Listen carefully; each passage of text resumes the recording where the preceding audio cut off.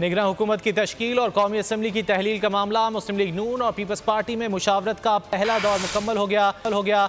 ज़राए के मुताबिक आज रात मुज़ाकरात का दूसरा दौर होगा। दोनों तरफ से बाज़ नामों पर गौर किया। वज़ीर आज़म ने PDM के सरबराह मौलाना फजलुर रहमान से भी बाज़ नामों पर मुशावरत की।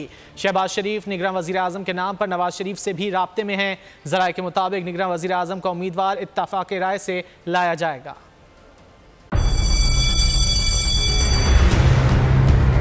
जामियात में चलता गोरख धंधा, नौजवानों के मुस्तकबिल से खेलने वाली काली भेड़ों के आगे हुकूमत और इंतजामिया मुकम्मल बेबस। मुस्तकबिल के मेहमानों के तहफ्फुज़ के लिए बोल ने उठाई आवाज, सहाफती फराइज को निभाते हुए पहुंचाई हर खबर अवाम तक। बड़े स्कैंडल से जुड़े तमाम हकाइक रखे अवाम के सामने, क्योंकि बोल है पाकिस्तान का नंबर 1 न्यूज चैनल।